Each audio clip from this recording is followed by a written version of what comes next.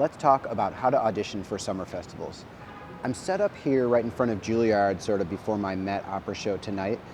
Here's Juilliard, the Met is somewhere over there, but I'm set up here because right outside the Juilliard dorm, I have this memory. I was like sort of walking in right there to the entrance. I was looking at my phone, checking to see if I got any emails for audition results. And I had this kind of tradition where every year at summer festival season, one of my friends and I would text each other pretty much every day. Did you hear from PMF? Did you hear from Music Academy? Did you hear from Tanglewood? My answers were almost always no, because I was getting rejected so much of the time at that point. Auditioning for summer festivals was just this major part of my education that I feel like is so essential, not just auditioning, but going to a summer festival or trying to go to summer festival every single summer. Summer festivals are awesome because, around the country you have all of these music schools where for your instrument, students are learning a certain school of thought about how to play the instrument, technique, musicality, traditions that are often largely based on the traditions of whatever orchestra is next door. In this case, there's a lot of influence from the New York Philharmonic and the Metropolitan Opera, how to phrase things, how to sound on different instruments. But what you realize is when you meet students from different schools, there's all sorts of different ideas out there, different standards, different traditions of playing and approach to dynamics and technique and tone and style and phrasing. For percussionists, even something like stick choice would be super different from school to school to school. So summer festivals are where you step out of the box of your school and learn everything else in the world that there is to know about. So when I went to Aspen, I met people who came from the Philadelphia tradition and the Cleveland tradition and all sorts of different musical traditions. When I went to Pacific Music Festival, I met students from Japan and Germany. Music festivals are like the all-star orchestras from all the different schools and conservatories around the country and around the world. So you should go there in order to drastically expand, the breadth of your knowledge. All sorts of problems that you maybe couldn't solve at your school, you might be able to solve because you're getting super different pieces of advice from around the world.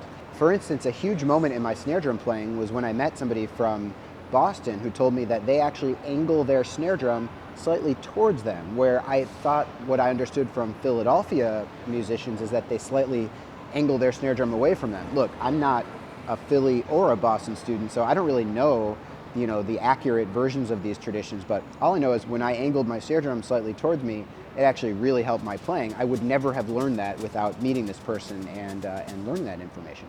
But also, go for the education, but almost every single summer festival is in just a ridiculously amazing place. Like I was trying to think, well, Aspen has mountains, Verbier has mountains, Music Academy has beaches, Tanglewood has hanging out with Boston Symphony members in the woods. There's cool things to do at any of these music festivals, but it's important to think about how are you going to tackle this audition process, because every summer festival only has a few spots. So you want to put yourself in the position to get into more than just one. You want to take kind of as many of them as you can, and a lot of them have similar repertoire lists, so you can legitimately prepare for 5 or even 10, depending on, how ambitious you are. So for me, every year from January to March, it was kind of like college audition season, but it was for summer festivals. I would audition for Tanglewood, NRO, PMF, Schleswig-Holstein, Music Academy, what am I missing? Spoleto. Thankfully, a lot of them were in New York, so it was I was going down to Midtown for some of the auditions, going up to Manhattan School of Music. Some of the auditions were here at Juilliard. I would just audition all over the place and try to get into as many summer festivals as I could. It was an intense audition season, and it's very competitive, extremely competitive. I mean, when I was going to Juilliard, a lot of us auditioned for quite a few of these summer festivals, and not many of us got in. I mean, other people got in more than me. I was getting rejected a lot at that time, but it's still very hard. Some of the summer festivals like Verbier only have 1 or 2 spots a year, depending on what their section is like. And some other ones like Schleswig-Holstein or PMF, ones that are free and fly you there, are really, really sought after and highly competitive. So let's talk strategy. How do you prepare effectively for your summer festival audition season?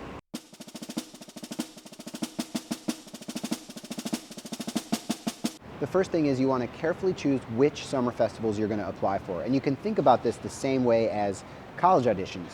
So you should have a few summer festivals that are your reach festivals, the ones that you don't think you're good enough to make, but you're gonna do your damnedest to try. You wanna choose some in the second level, which is like your realistic ones, one that you think that is sort of around your level.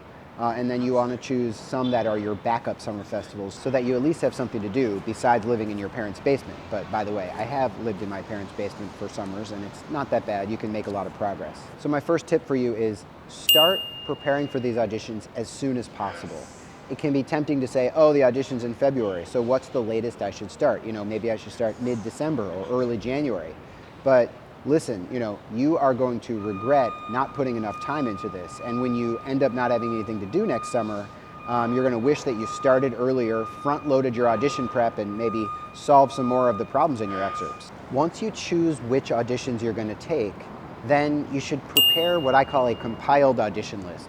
So take all of the different lists for all the different auditions, and regardless of the deadline or the due date, put them all on one page so it just feels like you're preparing for one audition. That is going to help you focus your energy. I just treat the entire summer festival audition preparation process as though I'm preparing for one audition.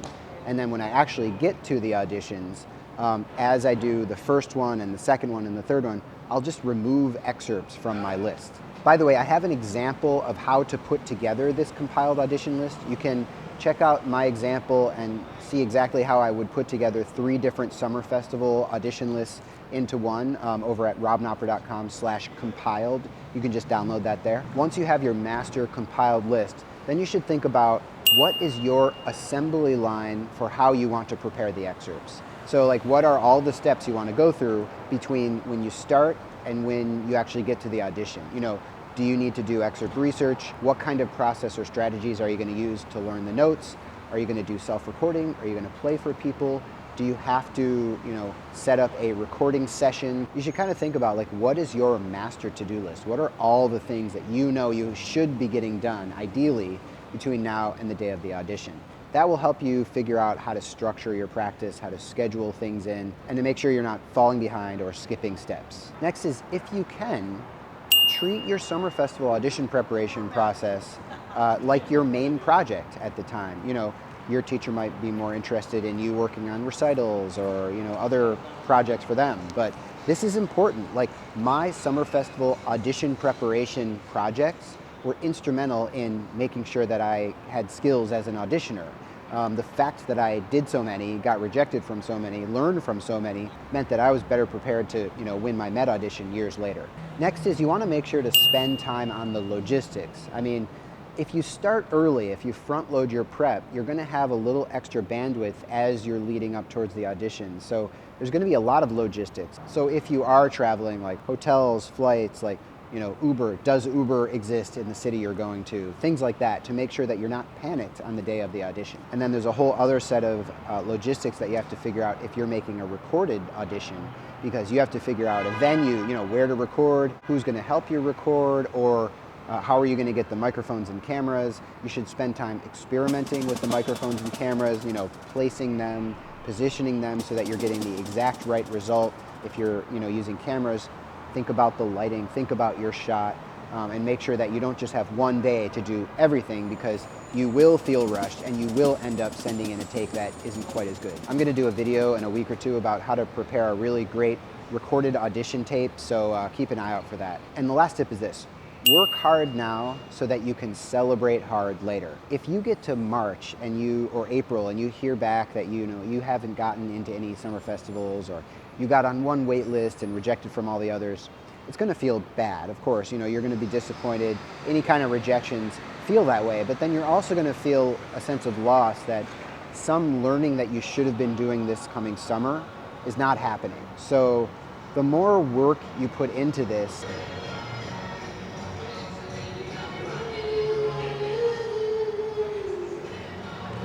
guy's playing the Beach Boys. Thank you for playing Beach Boys during my video. Oh, please don't park there. Okay, hopefully he'll keep his thing off for the rest of this video. Yeah, like I was saying, work hard now so that you can celebrate hard later. You're gonna feel a sense of loss thinking about the education and the experiences you should have been having this summer. So the more work you do ahead of time, the more you front load this, the more you prioritize this work, the better you're going to play your audition. And you're going to be thankful, next summer when you're hiking the steep slopes of the Colorado Rockies. That's when you can celebrate. You can celebrate, April, May, June, July, August, and then come back to school in the fall ready to go. So summer festivals were the formative time of my life. Back then I went to Interlochen, Idlewild, Blue Lake Fine Arts Camp. I went to Aspen. I went to Pacific Music Festival. I went to National Repertory Orchestra. I did some amazing summer festivals, and I learned so much from all of them. And you should have that experience too. I mean, it is part of the experience of becoming a musician. So good luck on your summer festivals. I hope you enjoyed this video. If you want to download that compiled audition checklist, you can check out how I organize all my music and get ready for these summer festivals over at robknopper.com/compiled. If you like this video, give me a thumbs up below. Please subscribe to the channel, and I will see you in the next video. Oh yeah, what a guy.